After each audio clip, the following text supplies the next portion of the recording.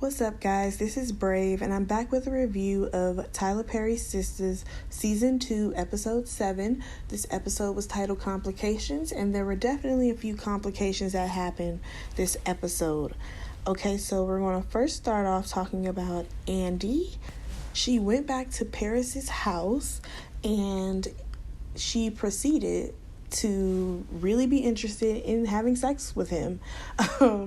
She was definitely first of all, she was drunk. And second of all, she was really determined to sleep with him. And he kept trying to be like, no, trying to push her off. And she's like, no, I want this, all this stuff. I thought that this was going to be like a Me Too. He tried something with her. She was under the influence and she didn't want this. But I was very, very wrong. He knew that she was drunk, so he wasn't trying to have sex with her. He's like, no, what's going on? Let's get you some coffee. He tried to do all these things, and it was not working for Andy. Andy then proceeded to take her wrap dress off, which I realize she wears a lot of wrap dresses. But anyways, she proceeds to take her wrap dress off, and she has on this red lingerie. And I can't lie, Andy's body looked great. I did not know that she even had that body, but it looked great in that red lingerie. So, he tried to resist, but we know what went down. At that point, he went ahead and hooked up with Andy. So, one thing that stood out to me about this scene was that she was definitely forceful with him. He tried his best because I feel like he actually is a good guy. But when he brought up the fact that, Andy, you didn't call him, you kind of pushed him away, and now you're all up on him, and you want to, have sex with him, what is going on? But we all know that she's doing this because of her relationship with Gary and how that ended and how Gary kind of is controlling and all the things that Gary brings with him. She just wants to, be free from that. And as a lot of women try to do, they think that having sex with someone, that is going to help the situation. It's nope, you still don't have to deal with that baggage. So we next see Danni. She is still slow dancing with that bartender. And first of all, how are they even still at this bar? I don't know, because the bar should have been closed by now. But, she is in the moment with him. And then we see Maurice. He's talking to the white bartender. I still don't know his name. I really don't think they ever said it. If they did, go ahead and drop that in the comments, because I really would like to know what his name was. He's like, Maurice is asking, what is the story with this guy? What kind of guy is he? And the guy's like, he's like a hustler. He basically hustles women. He goes for whichever woman has, the most money, and that's who he's rolling with. And Maurice is like, oh, crap, I need to, stop Danni from being with this guy, because, first of all, she ain't even got no money, and which is very true. And the guy's like, I thought you didn't like her. But Maurice is like, no, I work with her friend, and I know that if something was to happen like this, and he was to hustle her, he would never hear the end of it. So he goes to Danni and the guy, and he's like, all right, the club is closed, I'm ready to go home. And she's like, first of all, you came with Calvin. And yes, he did come with Calvin, but everybody left. How do you not see that nobody is around y'all dancing anymore? But whatever. So they're going basically back and forth, and he's like, this is not the kind of guy you want. This ain't what you want. This ain't what you want. I kind of wish he would have just blurted out and said, girl, he about to hustle you, so you might want to go ahead and not leave with him. But that's not what happened. So he's like, yeah, well, you're going to have to take me home. And then Danni was like, okay, well, you're going to have to give me gas money. Am I crazy?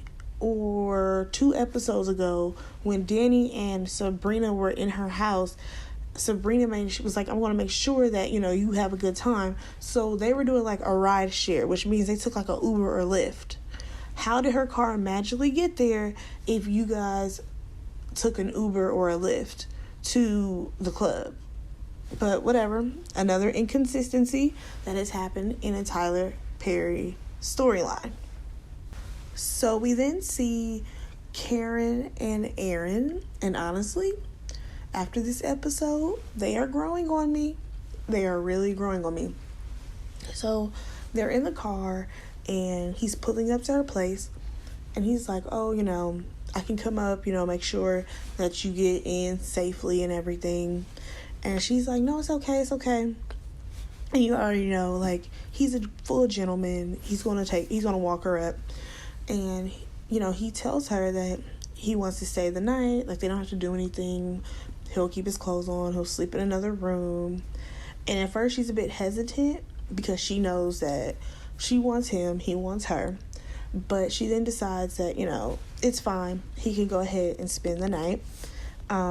Which I'm actually really grateful that he did spend the night for a later scene.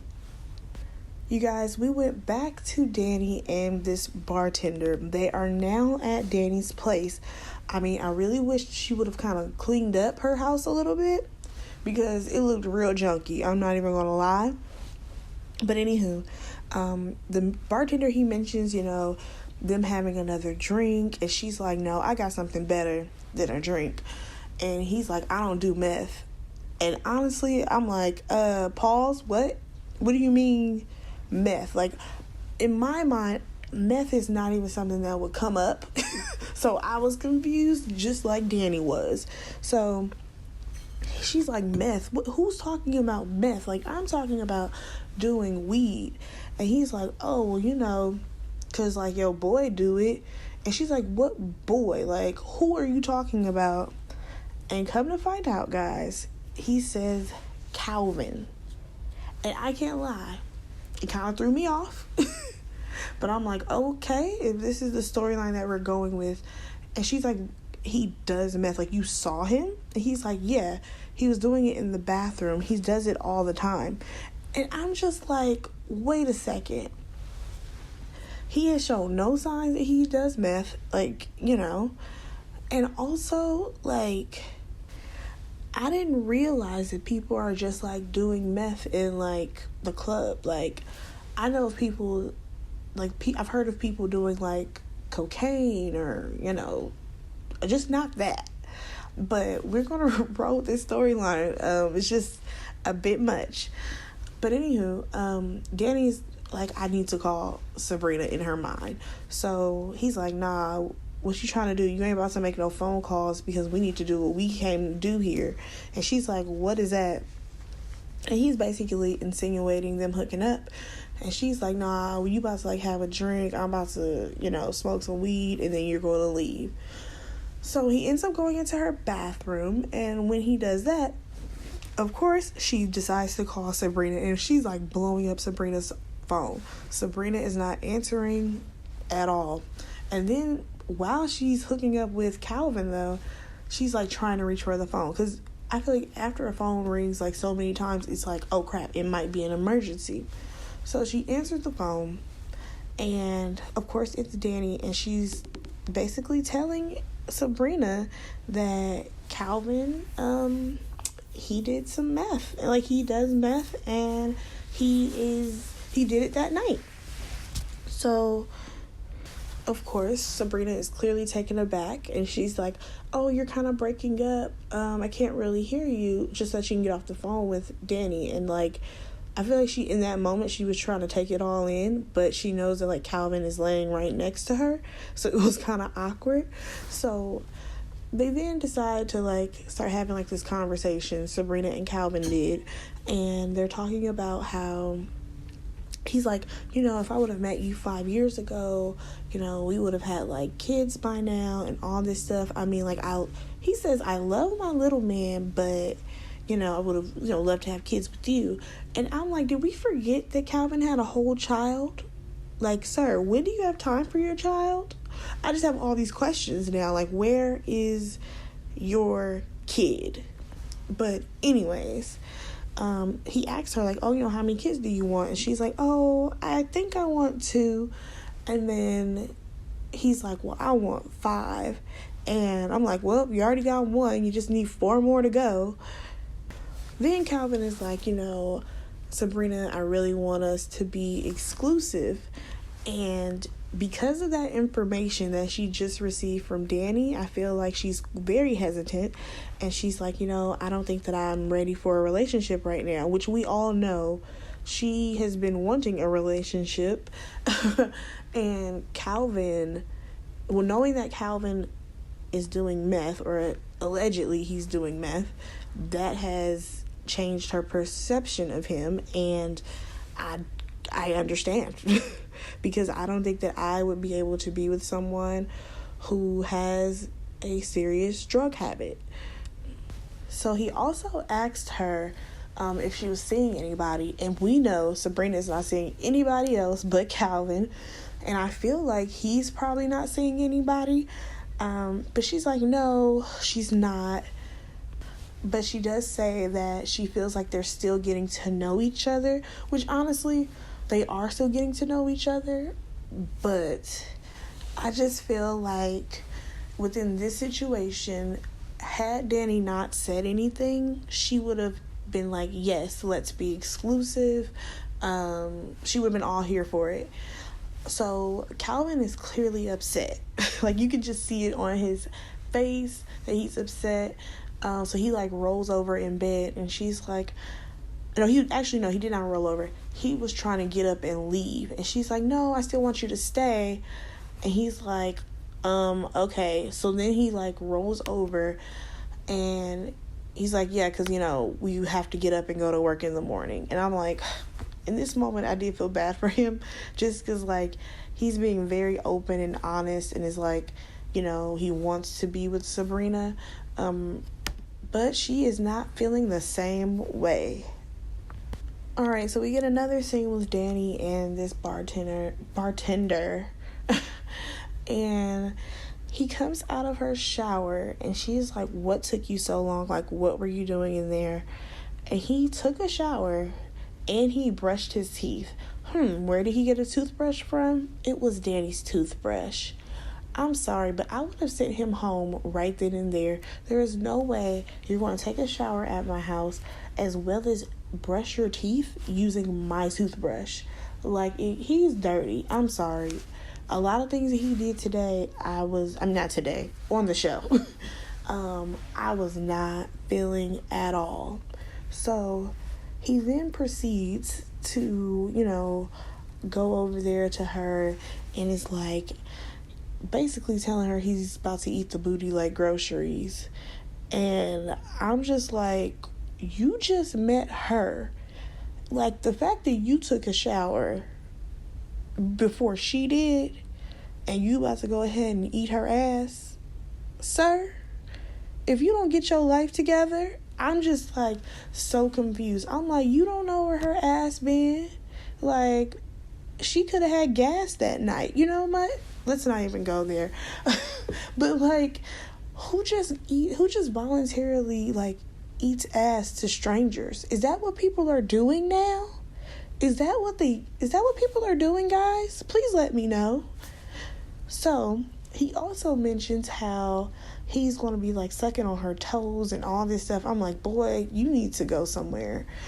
Anyways, but also Danni was not even into this. Like, she's like, I was not thinking of you doing that. I was thinking of something else.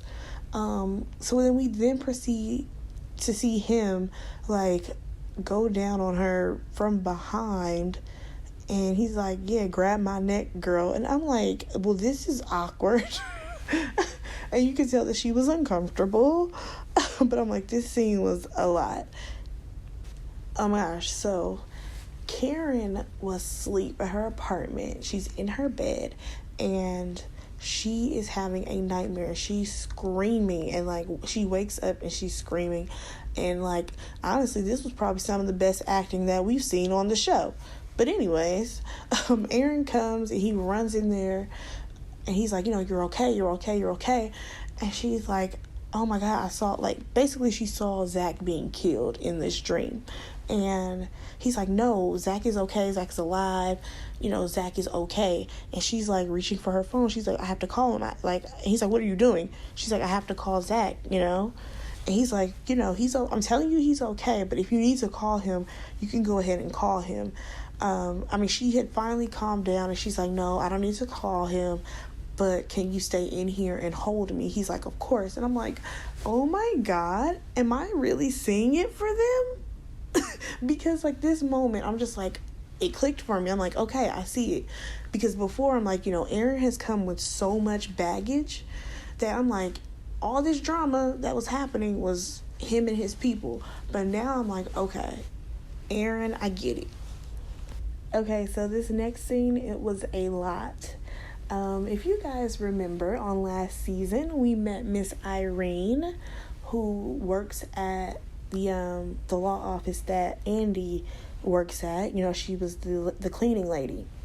And she comes into Paris's apartment. Well, I'm not going to say apartment. Okay, we'll get there. So, she comes into his place, and she sees that Andy is laying on top of Paris, and she goes into that kitchen, and she is making all types of noise with the pots and pans, which, of course, it wakes up Andy and Paris, and she's like, what is that noise? And he's like, oh, that's probably my mom. So she's like, mom? So she, like, hurries up, and she tries to, like, get up and, like, cover herself, but his mom is like, girl, like, I already saw you, you know, there's nothing that you can hide. And like Paris, he's like trying to like put some clothes on, and she's like, boy, I've already seen all of you. I used to change your diapers. I hate when women say this, just because like I know that this is your child, but like now he has like a grown man's body, not a baby's body. Could we just not do that? So anyways, so she's like, you know, she heard everything last night. No, wait, actually, no. She sends Paris out of the room. She's like, Paris, like, you need to go in the room because I need to talk to her. So she's like, I heard everything last night. I heard when he was trying to tell you no, and you kept wanting it and all this stuff. And like, she read Andy. She really did. Like, she was asking Andy, was she like sleeping with Paris to basically get over the Gary situation? And yes, she knew about it. Everybody who's ever worked at that law office knows about this situation. And Andy, she is clearly embarrassed, and she's like, at first she was trying to give like excuses, like, no, and every time she would try that, his mom was like, girl, I already know. Like, I already know this game that you're trying to play. So even though Andy was like embarrassed, I feel like she needed to hear it, because Andy has been walking around here and none of her friends have been keeping it real with her at all. Well, Danni tried to keep it real, but you already know Karen and Sabrina are not keeping it real with her. So Andy is like, I can't believe I just did this. And Miss Irene was like, no, you did this, and you knew exactly what you were doing and that you wanted to do this. And you know, she let her know that sleeping with Paris was not going to get her where she wants to be or what she even wants. And she's like, what do I want? And Miss Irene was like, girl, I don't know what you want, but you're not going to find it, you know, just randomly sleeping with guys and being someone's one night stand. Like, that is not going to get you where you need to be. And she lets Andy know that, you know, she's too smart, she's too pretty. Like, there's no reason for Andy to be doing this to herself. Like, she's more than just a one night stand for some guy. So then Paris, he comes back in, and his mom is like, you know, he's going to take you home, and he has some apologizing to do, because at the end of the day, he still shouldn't have, you know, slept with her knowing the state that she was in. I don't care how much of the temptation it was, he shouldn't have done it. because at the end of the day, anything could have happened, and when she woke up, she could have been like, I did not want to do that. You know what I'm saying? But anyways, we finally see Fatima and Zach. I mean, we have not seen them since the last episode, and this was the only scene that they got this episode. Zach is in bed. He's like still asleep, and Fatima, she comes in. She's already like, getting ready for work or whatever.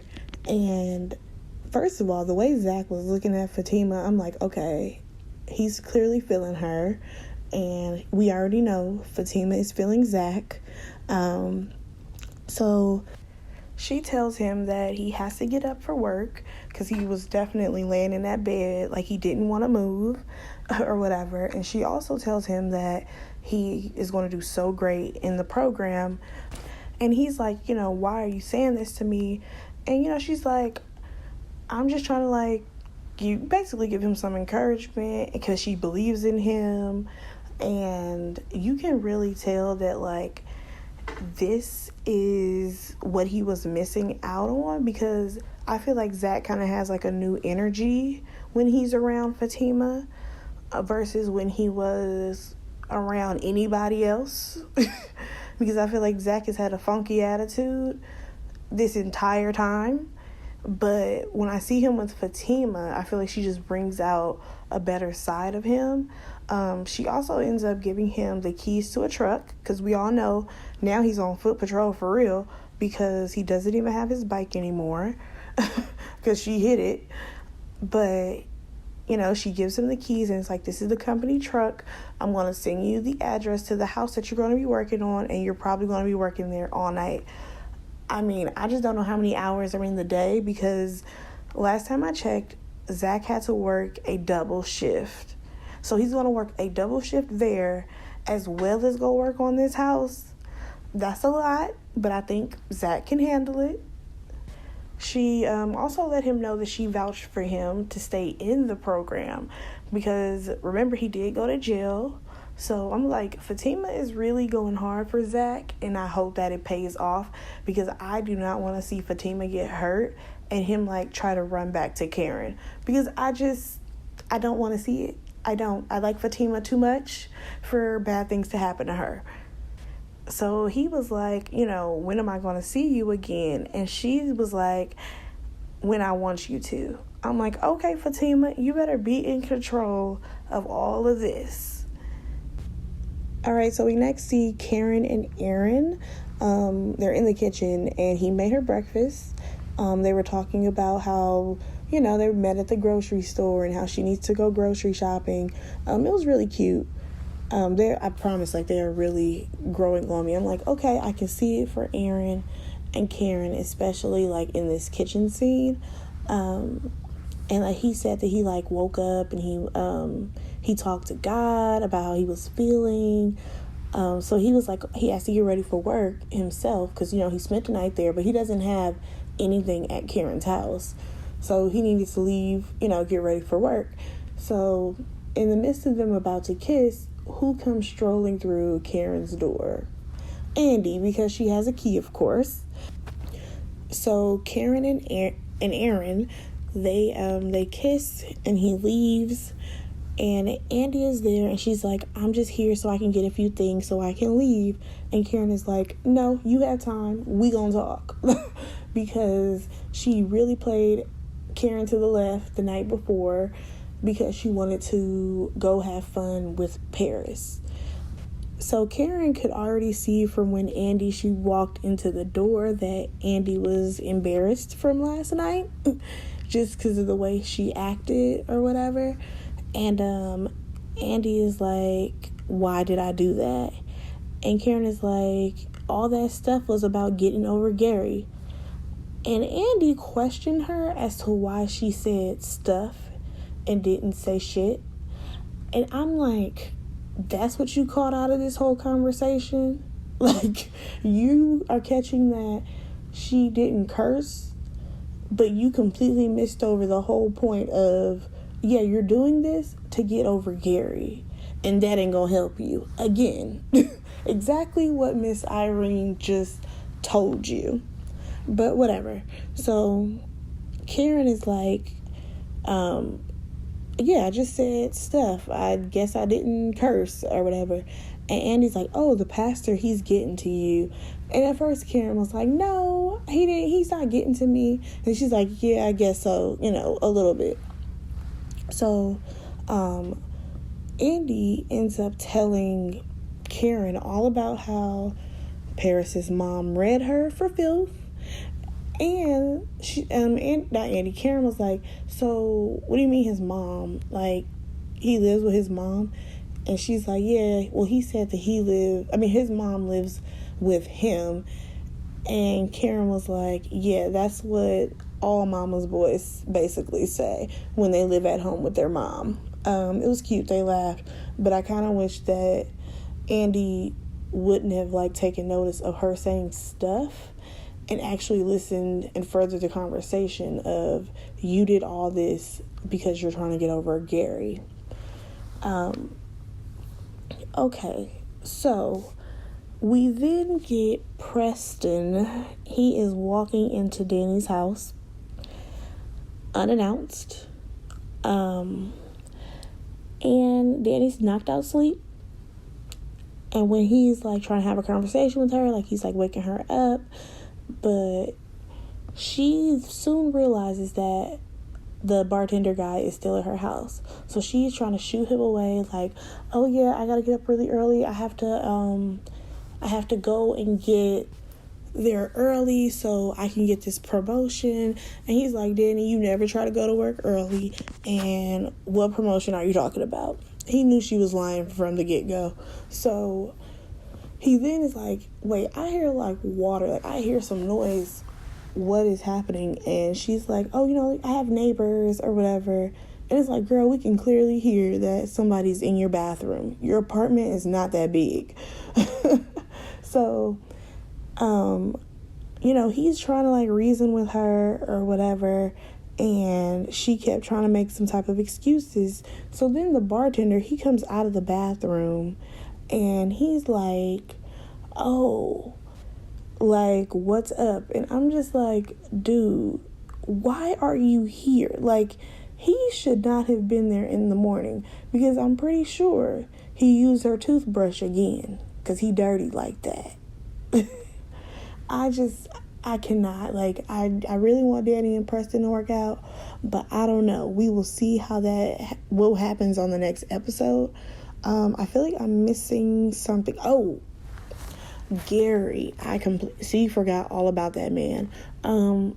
So Gary has a meeting with his, I guess, lawyer, attorney, whatever, and it's a guy who, they are frat brothers, I believe, and the guy is basically telling him, what's going to happen with the case or whatever. Honestly, I don't care about any of that. This is the part that threw me off. He asked the guy, oh, so did you, do what I asked you to do? And the guy was kind of, BSing him, but he's like, yeah, because at first he said he couldn't get in to the club. And I'm like, I know you do not have somebody telling Andy. Dude, your obsession with her is out of control. So the guy's like, yeah, but he was really hesitant to say it, but he had to let him know that Andy was booed up with some guy. And he's like, well, what's the guy? Could you describe him? And he describes Paris, and he knew exactly who it was. Now, I think that if I can remember correctly, Gary had saw Andy when she was getting dropped off by Paris or whatever. But he was pissed about this, and I'm like, she is not with you. But then again, it does look kind of sketch, because if y'all just broke up the night before, Andy, it looks like you have been talking to Paris and him at the same time. You know what I'm saying? But we all know the truth, and that's not true at all. So he's pissed off, and then he's like, I need you to go get my money back. I sent it to her office. I had one of my friends send the money to her office. So we already know that's going to be a whole lot of drama, and I'm ready to watch. This was a better episode of Sistas compared to last week. Just because they stayed in the club for the entire show, basically, and I was kind of over it, that empty, dry club that they were in. So let me guys know what you guys thought of this episode. What did you guys think of Calvin and his drug habit that we just found out about? What do you think about Danni and Preston walking in again because the landlord keeps letting him in, and her taking the bartender home? What do we think of that? What do we think of the Andy and Paris hookup situation? Do you think that they shouldn't have taken it that far? What do you think of what his mom had to say about Andy? And how are we feeling about Karen and Aaron being together? Do we like them as a couple or not? And what do we think about Fatima and Zach? Are we here for it? Go ahead and let me know in the comments, you guys. That pretty much wraps up the show for me. Oh, also, I don't understand why, Miss Irene was saying how she lives in the basement. Is it me, or did it seem like he lived in an apartment? Like, did Paris' house look like an apartment to y'all? Because it surely looked like an apartment to me. All right, anyways, go ahead and like, comment, and subscribe to my channel. I would greatly appreciate it. And if there's any other show you want me to review, just let me know in the comments. Bye, guys.